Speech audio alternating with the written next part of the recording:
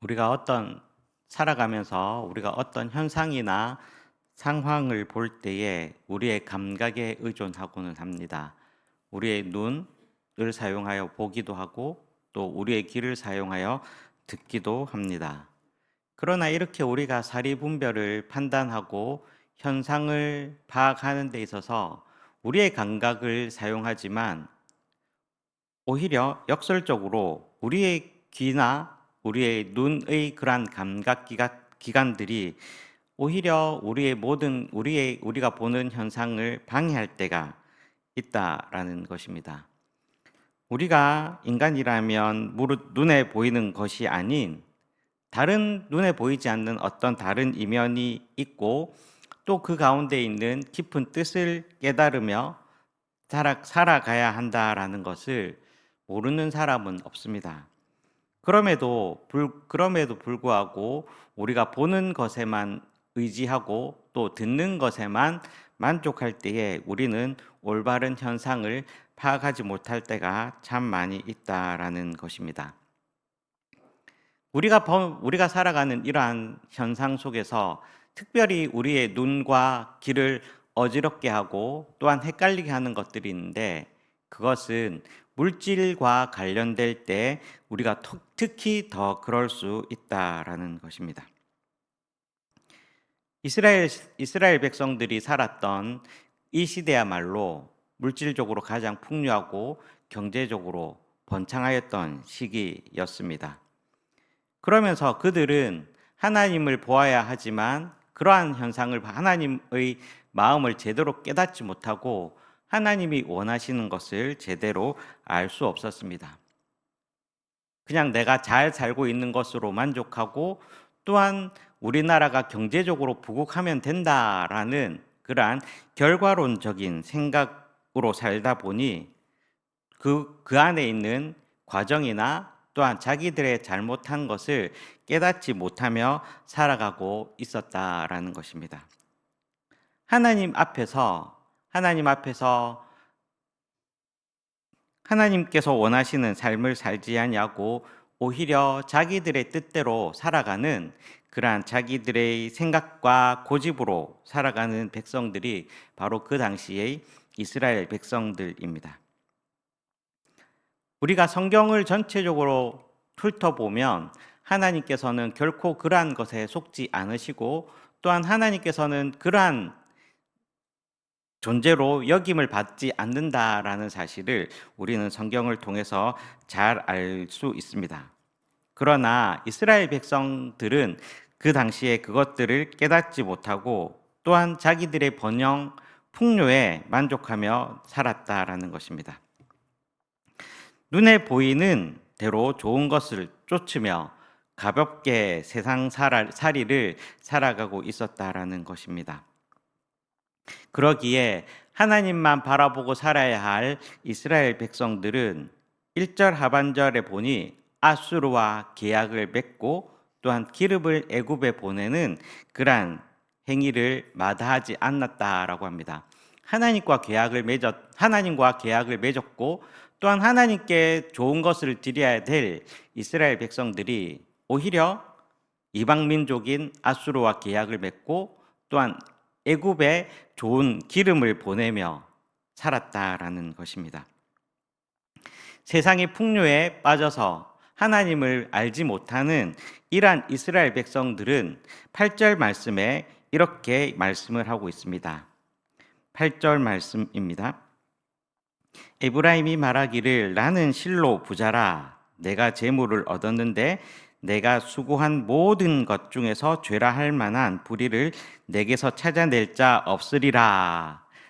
이렇게 말씀을 하고 있습니다. 자기들이 이렇게 얘기를 하고 있지만 이것은 자신들만의 생각이요 착각이었다라는 것을 알 수 있습니다. 7절 그 위에 있는 7절 말씀을 보니 이렇게 자기들이 부유하게 된 이유가 거짓 저울을 사용해서 살았다라는 것입니다. 하나님께서는 성경에서 분명히 거짓 저울을 사용하지 말고 정직하게 살아라 말씀을 하셨는데도 불구하고 이스라엘 백성들은 거짓 저울을 사용하고 그리고 자기들이 얻은 그 풍요를 자기들은 아무런 죄가 없다고 자기들은 아무런 허물이 없다라고 그렇게 생각을 하고 있었다라는 것입니다. 하나님 보시기에 그래서 하나님 보시기에 이스라엘 백성들을 1절 말씀에 에브라임은 바람을 먹으며 동풍을 따라가는 한없이 가벼운 인생이다라고 그렇게 평하고 있는 것입니다. 즉 헛되고 소용없는 그러한 욕망을 따라가는 느낌대로 본능대로 살아가는 그러한 민족이다라고 하나님께서 평가를 하고 있는 것입니다. 이스라엘 백성들이 느끼는 생각과 자기들을 보는 판단과 하나님께서 이스라엘 백성들을 보시는 판단이 차이가 나도 너무나도 차이가 나고 있다라고 말씀을 하고 있는 것입니다.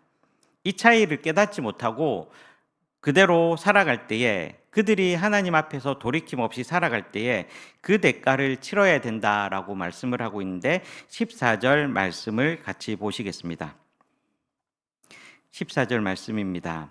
에브라임이 경로하게 함이 극심하였으니 그의 주께서 그의 피로 그의 위에 머물게 있게 하시며 그의 수치를 그에게 돌리시리라. 아멘. 하나님께서는 이 차이를 극복하지 못할 때에 그들의 피를 그 위에 있게 하시며 또한 수치를 그에게 보여주시겠다라고 하나님께서는 경고를 하고 있습니다. 이렇게 경고를 하시면서 하나님께서는 이스라엘 백성들이 제대로 돌아오기를 원하는 마음으로 야곱의 이야기를 12장 초반부에서 하나님께서는 알려주고 있습니다. 우리가 잘 아는 성경의 야곱은 이러한 인물입니다. 연약하고 또한 간계하고 또한 남을 속이기를 좋아하는 그러한 사람이었습니다. 태초부터 형의 발 뒤꿈치를 잡아서 형보다 먼저 앞서서 못 나오려고 하고 또한 모태에서부터 형을 제치고 자기가 먼저 되려고 술수를 부리는 사람이었습니다. 그리고 태어나서도 형을 속이고 아버지를 속이고 삼촌을 속이는 그러한 속임과 계획의 그러한 관계의 그러한 사람이었습니다. 이러한 것이 이스라엘 백성이라 불리는 야곱의 후손들의 모습과 일치하였습니다. 이렇게 다윗은 우리의 현상을 이렇게 얘기하고 있습니다. 시편 51편 5절 말씀인데 내가 죄악 중에서 출생하였으며 어머니가 죄 중에서 나를 잉태하였습니다 라고 고백하고 있습니다. 이것이 우리 야곱을 닮은 이스라엘 백성들 우리의 모습이라 할 것입니다. 하나님께서 야곱에게 또한 많은 은혜를 베풀어 주셨음에도 불구하고 그는 더 많은 것을 얻기 위하여 하나님 앞에서 야복나루에서 하나님과 겨루어 이기려고 하였던 그러한 이기적인 모습까지 보이게 됩니다. 이러한 인간의 모습이 사람을 속이고 더 높아지고 더 많은 것을 차지하려고 하는 것이 이러한 모습이 야곱의 모습일 뿐만 아니라 우리의 모습이기도 하다라는 것입니다. 하나님께서는 야곱의 이러한 형편없는 모습을 통해서 이스라엘의 백성들이 자신의 연약함과 부족함을 깨닫기를 원하셨습니다. 죄를 짓고도 오히려 깨닫지 못하고 스스로 잘났다고 부유하다고 자랑하는 모습에서 하나님께서는 그들이 올바로 깨우치기를 원하셨다라는 것입니다. 하나님께서는 그들이 하나님 앞에서 올바로 깨닫고 아프지만 하나님 앞에서 올바로 서기를 원하시고 하나님의 인식과 또한 이스라엘 백성들의 인식이 차이가 없어지기를 야곱의 모습을 통해서 우리들에게 알려주고 있는 것입니다. 이 야곱의 이야기를 통해서 우리가 하나 더 깨달을 수 있는 것이 있습니다. 그것은 이렇게 형편없고 자기밖에 모르는 야곱임에도 불구하고 한없는 사랑을 베푸시는 하나님의 주권적인 은혜가 있다라는 것입니다. 4절과 5절 말씀을 함께 보시겠습니다. 4절과 5절 말씀 같이 읽어 보시겠습니다.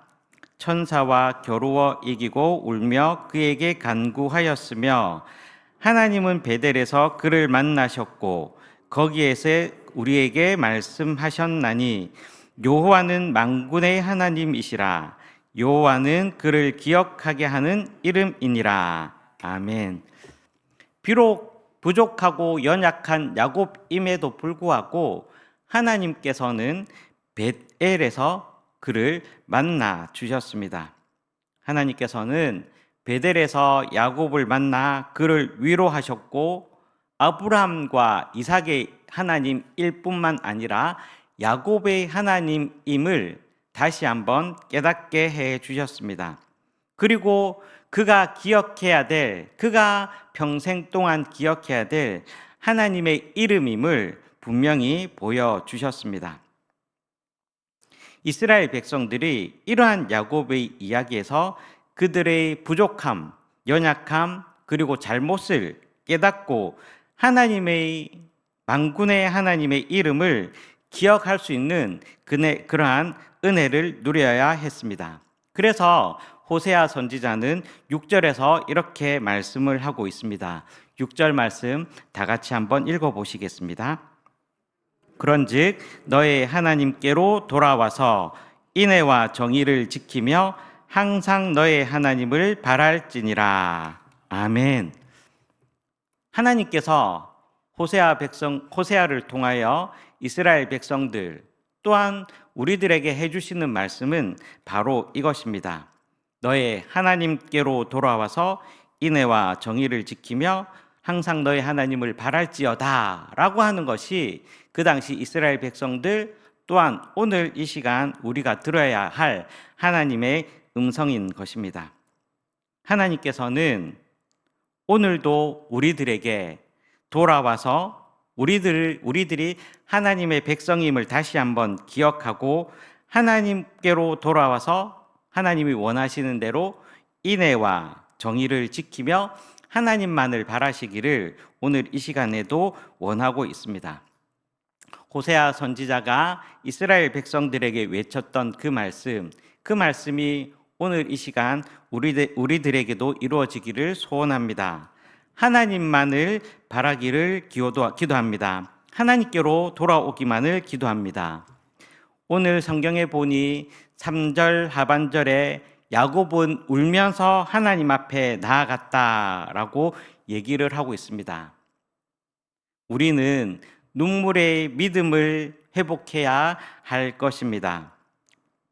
내가 얼마나 죄인인지 발견하고 그 애통함의 눈물의 기도 또한 그럼에도 불구하고 여전히 하나님께서 나를 붙잡고 계시는 은혜의 눈물의 기도 또한 그 하나님께서 나의 하나님이심을 깨닫고 감사해서 하는 눈물의 기도, 이러한 기도의 눈물의 기도가 우리는 회복해야 할 때인 것입니다.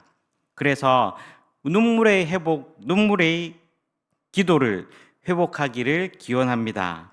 그리고 하나님께서 우리에게 보여주신 그러한 은혜들을 깨닫게 되는 그러한 귀한 복을 누리시기를 기원합니다. 그래서 하나님 앞에서 우리가 참된 소망을 가지고 하나님을 기쁘시게 하는 그러한 복된 인생을 사시기를 주님의 이름으로 축원합니다. 같이 기도하겠습니다. 하나님, 우리가 살아가는 동안 여러 가지로 부족하고 또한 하나님이 없음에도 불구하고 내가 잘 살고 있다고 또한 하나님께서 원하시는 삶을 살지 않음에도 불구하고 나는 잘하고 있다라고 착각하며 살아가고 있는 것은 아닌지 우리의 삶을 되돌아볼 수 있도록 은혜를 베풀어 주시옵소서.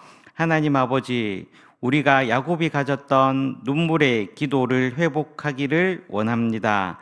우리가 잘못하였던 것에 애통하며 우는 눈물의 기도, 또한 하나님의 은혜에 감사하며 흘리는 은혜의 눈물의 기도를 회복할 수 있도록 우리의 심령을 주님께서 변화시켜 주시옵소서.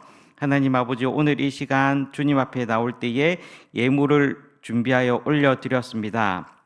이 예물 주님께서 기쁘게 받아주시고 하나님께 더 많은 것을 드릴 수 있도록 물질의 은혜도 또한 좋은 사람과의 관계도 허락하여 주시옵소서. 이제는 우리 주 예수 그리스도의 은혜와 하나님 아버지의 사랑과 성령의 교통하심이 하나님 앞에서 하나님이 원하시는 대로 살아가기로 다짐하는 모든 성도들 위해 하나님만을 바라고 인애와 정의를 행하며 하나님을 소망하기로 다짐하는 모든 성도들 위해 이제로부터 영원토록 함께 하시기를 간절히 축원하옵나이다. 아멘. 우리 이 시간 마음을 모아 같이 기도